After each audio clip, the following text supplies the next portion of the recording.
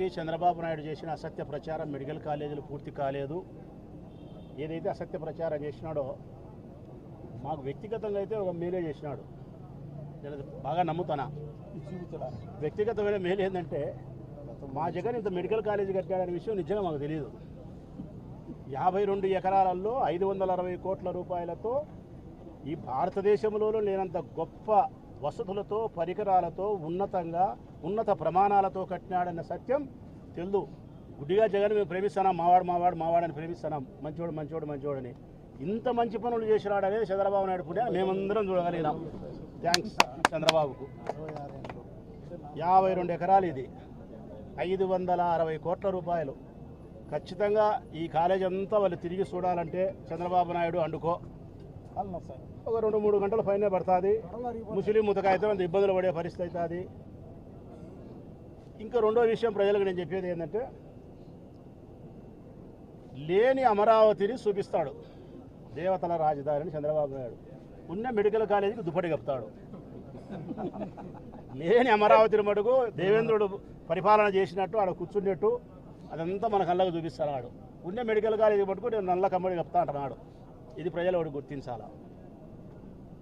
ఇంకొకటి ముఖ్యమైన మాట, ఈ మధ్య తెలుగుదేశం పార్టీకి సంబంధించిన మంత్రులు, ఎమ్మెల్సీలు, ఎమ్మెల్యేలు పని కట్టుకొని మెడికల్ కాలేజీలు కడిగి చూసి లోపల ఇన్నర్ ఫీలింగ్, మన నాయకుడు ఎవడు ఇంతగా గొప్ప పని చేయలేకపోయినా వీడు జగన్ ఏ మనిషిరా బస్సు, వీడు ఇట్లా అద్భుతంగా కట్టినాడు, వీడి దెబ్బకు పైసలు అయిపోయింది, ఈవీఎం మిషన్ లేకపోతే మనము ఎంత సూపర్గా కట్టినాడు వీడు అని లోపల అనుకుంటూ అది బయటికి చెప్పి సావలేరు. కాబట్టి రాజసౌధలాంటి రాజులు ఉండే సౌధం ఎట్లుంటుందో అటువంటి భవనాలను నిర్మిస్తే ఈ చూపిలే వెనక్కి పోయి యానో ఒంటికి పోసేదో, కంప చెట్లు ఉండేదో, ఏడన్నా సెప్టిక్ ట్యాంకులు ఉండేటో కట్టకుండా ఉంటారు చూడి, అవి చూపిస్తున్నారు.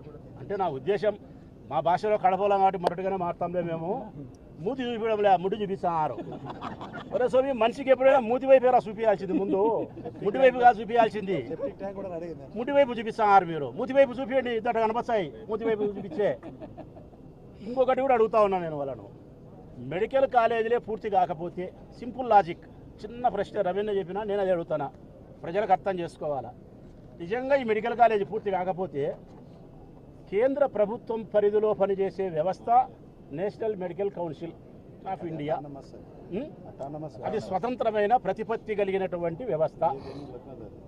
ఆ వ్యవస్థ వచ్చి చూసి ఈ కాలేజీ పూర్తి అయిందా, పూర్తి కాలేదా, ఇందులో వసతులు ఏంది, పరికరాలు ఏంది, ఫ్యాకల్టీ ఏంది, మరొకటి ఏంది అన్నీ చూసి ఇక్కడ ఆసుపత్రి జరపడానికి, కాలేజీ జరపడానికి కావలసినటువంటి వసతులు సంపూర్ణంగా ఉన్నాయా లేవా అని చూసి, వీడు ఉండబడిన విధానాన్ని బట్టి నీకు 20 సీట్లు ఇవ్వాలా, 10 సీట్లు ఇవ్వాలా, 50 సీట్లు ఇవ్వాలా, సీట్లు ఇవ్వకూడదు అనేది వాడు నిర్ణయిస్తాడు.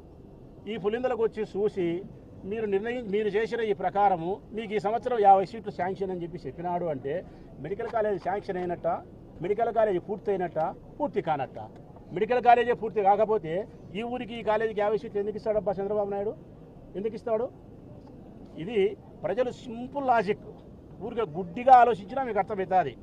ఇంకా దీన్ని ప్రైవేటు పరం చేయడం. ఎందుకు ప్రైవేటు పరం చేయాలా? 2 లాభాలు.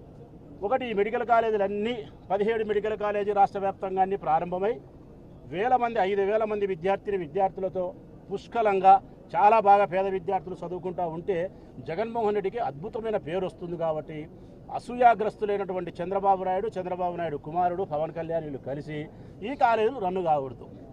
పేద విద్యార్థులు మట్టి కొట్టుకొని పోయినా పర్వాలే, వాళ్ళు ఓటోలలో సర్వర్లుగా పనిచేసినా పర్వాలే, లేకుంటే అమాలీలుగా పనిచేసినా పర్వాలే, ఆటో డ్రైవర్లుగా పనిచేసినా పర్వాలే, వ్యవసాయ కూలీలుగా పనిచేసినా పర్వాలే, వాళ్ళు డాక్టర్లు కాకూడదు, వాళ్ళు పెద్దోళ్ళు కాకూడదు, మన పిల్లలు మాత్రమే బాగుండాలా.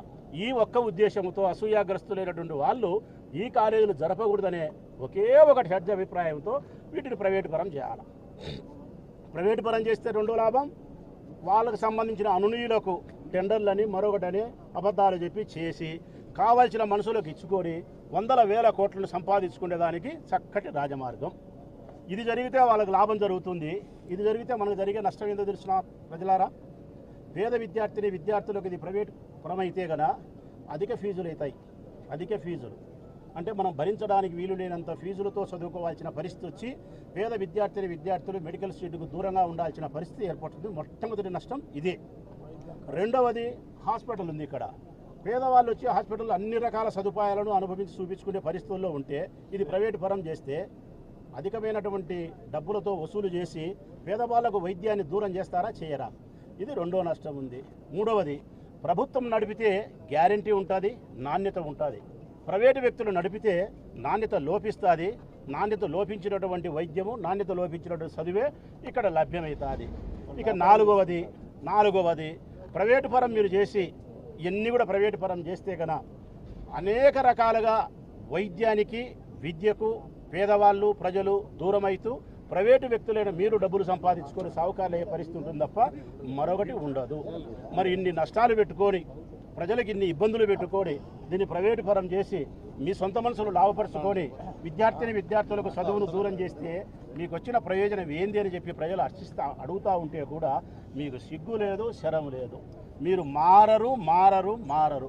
మీరు మారతారని చెప్పి రాష్ట్ర వ్యాప్తంగా వైఎస్ఆర్ కాంగ్రెస్ పార్టీ శ్రేణులందరూ పాపం ఒడిగట్టుకొని తిరిగి ప్రచారం చేస్తున్నారు. చూడి, మా వాళ్ళు అమాయకులు, ఖచ్చితంగా అమాయకులు. పుట్టుకతో వచ్చిన బుద్ధి పుడకలతో కానీ పోదు. సచ్చి పాడ మీద వడబెట్టి కట్టెలు పెట్టి కాల్చినప్పుడు కానీ మీ బుద్ధులు మారే పరిస్థితి లేదు. కాబట్టి నేనైతే మిమ్మల్ని నమ్మను రా స్వామి. నీళ్ళు లేని బాగా చూసుకొని పడి సచ్చేది మేలు. ఇదే కరెక్ట్, జగన్ చెప్పిందే కరెక్ట్.